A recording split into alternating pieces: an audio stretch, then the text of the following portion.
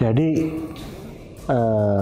walaupun kita tahu bahwa tingkat disiplin masyarakat terhadap perilaku yang sehat di dalam menghadapi COVID-19 ini belum memadai, kita tidak boleh lupa bahwa imbas objek kebijakan ini manusia, bukan mesin, begitu ya. Nah, manusia itu punya stress level, punya daya tahan dia dalam menghadapi stres atau tekanan. Di beberapa daerah yang sudah terimbas kebijakan lockdown lokal ala Indonesia atau PSBB begitu ya, bahkan mungkin sudah ada yang hampir 2 bulan begitu. Dan di beberapa daerah akan diperpanjang lagi nanti ya, ada yang diperpanjang 2 minggu, entah sampai kapan begitu. Nah, itu kita harus tahu, mereka sanggup nggak? Tahan nggak kalau kira-kira diperpanjang? Kalau tahan, berapa lama lagi? Nah, data ini penting untuk para pengambil kebijakan untuk mengadjust kebijakan yang ada. Bukan berarti harus langsung dilonggarkan, bukan berarti begitu. Tetapi apa yang menyebabkan orang itu tidak tahan, itu orang perlu tahu. Atau seberapa lama kira-kira orang itu bisa tahan. Jadi kami bertanya kepada warga atau masyarakat yang terimbas kebijakan PSBB ini, itu kita tanya seberapa lama atau seberapa sanggup mereka bertahan begitu. Ternyata pada saat kita tanya apakah mereka tahan untuk mengikuti PSBB ini kurang dari 1 bulan, kemudian 1 bulan persis, atau 2 bulan, atau 3 bulan, atau di atas 3 bulan sampai setengah tahun, mayoritas menganggap atau menyatakan, mayoritas publik di PSBB ini menyatakan bahwa mereka hanya sanggup mengikuti PSBB ini kurang dari 1 bulan sampai 1 bulan saja. Yang mengatakan kurang dari 1 bulan itu ada 17,2%. Yang menyatakan 1 bulan, ya, dari data ini diambil, itu 18,7%. Totalnya itu artinya 35,9%. Yang menyatakan sanggup di atas hampir 3 bulan itu kecil sekali, hanya 4,7%. Yang menyatakan sanggup 2 bulan, 4,7% juga. Yang sampai 1,5 tahun itu 1,6%. Yang menyatakan sampai kapanpun pemerintah memutuskan hanya 15,3%. Jadi mayoritas warga yang ada di PSBB itu sebenarnya tidak sanggup lama-lama kalau PSBB ini diperpanjang. Maksimal setengah sampai 1 bulan. 35,9% atau mayoritas dari publik yang ada di daerah PSBB menyatakan mereka hanya sanggup mengikuti PSBB kurang dari 1 bulan sampai 1 bulan saja.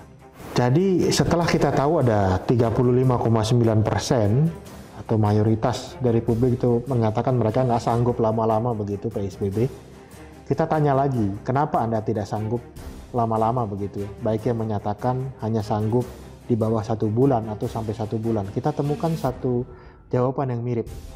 Pada saat kita bertanya dan mereka bebas menjawab apa saja, kita bertanya, kenapa Anda cuma sanggup bertahan selama 1 bulan lagi kalau PSBB ini diperpanjang? Itu 45,5% menyatakan bahwa pada saat PSBB ini ekonomi sulit. Mereka harus mencari nafkah. Jadi karena mereka terbiasa mencari nafkah di luar rumah, ya karena harus kerja dari rumah, mungkin sebagian besar kehilangan pekerjaannya. Begitu, 45,5% menyatakan ekonomi sulit. Ya, dan mereka harus mencari nafkah segera keluar. Kemudian yang kedua, 18,2% menyatakan sudah ingin kembali ke sekolah, sudah ingin kembali kuliah begitu. 9,1% bosan di rumah terus. Jadi itu 3 alasan utama begitu kenapa orang tahan cuman bisa tahan kurang dari 1 bulan lagi. Kemudian kenapa orang hanya tahan 1 bulan saja? Kalau tadi kurang dari 1 bulan, ini 1 bulan saja. Lagi mirip dengan yang tadi, menyatakan bahwa 50% dari orang yang menyatakan hanya sanggup itu 1 bulan, itu 50% menyatakan ekonomi sulit. Mereka ingin mencari nafkah begitu. Yang kedua, bosan di rumah terus. Dan yang ketiga mereka berharap, ya 16,7% itu mereka berharap ini 1 bulan ini sudah cukup supaya COVID ini tidak tersebar lagi. Jadi dianggap mudah-mudahan, tapi ini harapan dari banyak orang ya, itu COVID ini sudah selesai 1 bulan ke depan. Jadi itulah alasan kenapa orang tidak sanggup atau tidak tahan lagi kenapa PSBB ini harus diperpanjang lebih dari 1 bulan. Bagaimana dengan wacana relaksasi PSBB atau apa sih relaksasi PSBB itu? Itu ya secara sederhana sebenarnya secara bertahap, secara berangsur-angsur, lambat laun, semua batasan-batasan yang diterapkan itu akan dibuka kembali, akan dilonggarkan kembali oleh pemerintah. Itulah the new normal. Yang tadinya misalnya tidak boleh bekerja di luar rumah, pelan-pelan boleh bekerja di luar rumah. Atau bahkan setahu saya di Turki itu pada saat mereka relaksasi aturan lockdown, itu orang-orang yang usianya 50 sampai 60 tahun ke atas, itu di akhir pekan boleh keluar rumah selama 4 jam. Itu saking ketatnya lockdown mereka, begitu. Jadi pelan-pelan dibuka begitu. Orang boleh bekerja lagi di luar rumah, sekolah-sekolah boleh mulai dibuka kembali. Orang boleh masuk sekolah. Itu artinya relaksasi PSBB.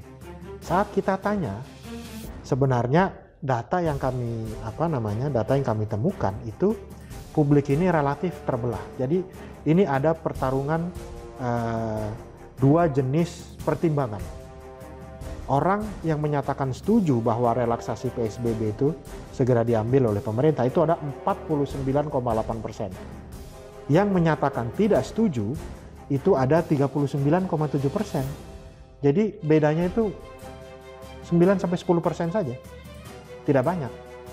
Nah, itulah kenapa sebenarnya tidak dominan. Kita tidak bisa lantas menyatakan dominan. Mayoritas itu setuju. Enggak. Kenapa? Karena yang menginginkan adanya relaksasi dan yang menginginkan supaya tidak ada relaksasi PSBB itu jumlahnya tidak terpaut terlalu jauh begitu. 49,7 setuju relaksasi, 49,8 setuju relaksasi, 39,7 tidak setuju relaksasi. Oke. Bagaimana cara kita memahami perbedaan cara orang melihat 2 kebijakan itu, baik yang setuju relaksasi maupun tidak setuju relaksasi? Apa pertimbangannya? Kita juga sudah tanyakan kepada publik. Ini memang benturan antara 2 cara pandang. Pada saat kita bertanya, Anda setuju atau tidak? Yang setuju supaya relaksasi PSBB ini dilonggarkan, itu 3 besarnya, itu 26% menyatakan supaya bisa kembali kerja. Jadi yang setuju relaksasi tadi 26% menyatakan ya pokoknya saya ingin segera kembali kerja.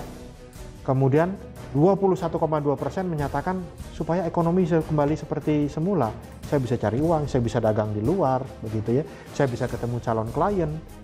Nah, kemudian 9,6% menyatakan bahwa gak apa-apa kita keluar, yang penting tetap mengikuti prosedur kesehatan. Begitu. Dan ada 7,7% yang menyatakan supaya beribadah di tempat ibadah itu tidak lagi terganggu. Tapi secara umum kita bisa melihat bahwa mayoritas motif atau alasan atau cara orang mengambil keputusan bahwa saya ingin relaksasi ini dilonggarkan, itu pertimbangannya adalah pertimbangan ekonomi. Bagaimana dengan mereka yang tidak setuju relaksasi PSBB ini dilonggarkan? Bahkan akhir-akhir ini kita melihat begitu ya di media sosial itu ada hashtag Indonesia terserah gitu ya. Itu kita bisa bayangkan betapa frustasinya mungkin tenaga-tenaga kesehatan kita. Mereka sudah lama berjibaku begitu ya melawan atau merawat saudara-saudara kita yang terhinggapi penyakit ini begitu ya. Bahkan mungkin mereka juga melihat tragedi harian, di antara mereka juga ada yang jadi korban keganasan, ada yang positif, nauzubillah min dzalik, juga sudah ada yang meninggal dunia begitu ya. Nah, jadi kontradiksi ini itu terjadi di tengah-tengah masyarakat. Di mereka yang menyatakan tidak setuju PSBB ini direlaksasi, dilonggarkan, itu menyatakan 38,6% itu menyatakan khawatir korban ini semakin bertambah. 38,6% publik yang tidak setuju relaksi PSBB itu dilakukan atau dilonggarkan itu menyatakan mereka takut kalau korban itu makin bertambah. 33,7% itu menyatakan bisa saja virus corona ini menyebar lagi. Ini yang sering kita dengar dengan nama the second wave begitu. Gelombang kedua virus begitu. Kalau kita dengar kita baca berita di China sekarang ini, walaupun kita tidak berharap itu terjadi, itu kan setelah Wuhan di lockdown, kemudian dibuka kembali, itu ternyata ada penularan infeksi di daerah lain. Jadi setelah grafiknya menurun, ada penderita baru di daerah lain, begitu. Jadi orang khawatir kalau mereka khawatir kalau misalnya ternyata katakanlah situasi sudah membaik, tapi kemudian PSBB dilonggarkan lagi, ini jangan-jangan ada the second wave, begitu. Tapi kalau di Indonesia, sebenarnya saya belum terlalu percaya adanya second wave. Kenapa? Karena first wave aja belum selesai kalau menurut saya begitu. Gelombang pertama saja ini sampai hari ini saya mengeluarkan data dan berbicara kepada Anda itu menurut saya relatif belum selesai. Kemudian yang ketiga itu menyatakan menunggu sampai kondisi benar-benar aman, 7,2%. Jadi dari publik yang menyatakan tidak setuju relaksasi ini dilonggarkan, 38,6% dari mereka berbicara bahwa mereka khawatir korban itu bisa bertambah, 33,7% menyatakan bahwa virus corona bisa menyebar lagi, 7,2% menyatakan bahwa menunggu sampai kondisi aman. Dari semua alasan tadi, pertimbangan orang yang tidak setuju relaksasi ini dilakukan murni pertimbangan kesehatan, bukan pertimbangan ekonomi atau bukan pertimbangan finansial. Inilah bedanya dua pendapat tadi. Kapan warga siap lagi untuk beraktivitas secara normal ya? Pertanyaan ini sebenarnya juga banyak dilakukan oleh lembaga-lembaga riset, bahkan media di luar negeri. Orang bertanya begitu, mereka bertanya, kalau seandainya pemerintah sudah cabut lockdown, tidak ada lagi social physical distancing, Anda itu mau nyaman untuk keluar rumah beraktivitas seperti biasa itu dalam kondisi apa sih? Nah, ternyata untuk kasus Indonesia itu menyatakan 45% dari penduduk menyatakan bahwa mereka nyaman beraktivitas lagi begitu ya di luar rumah begitu pada saat tidak ada lagi kasus baru yang mengidap corona. Jadi jika sudah tidak ada lagi pengumuman bahwa ada kasus-kasus baru begitu, 45% menyatakan mereka ready untuk keluar rumah begitu. Tapi ada juga 22,5% yang menyatakan ya sudah secepatnya aja, tidak ada masalah. Tidak ada masalah untuk segera keluar rumah. 15,3% menyatakan bahwa tunggu kalau sudah ada vaksin. Begitu. 5,7% menyatakan boleh ada jumlah kasus baru corona walaupun sedikit, 5,7%. Jadi mungkin ini data bisa dijadikan pertimbangan oleh pemangku kebijakan untuk melihat kapan waktu yang tepat bagi masyarakat untuk dilonggarkan PSBB-nya.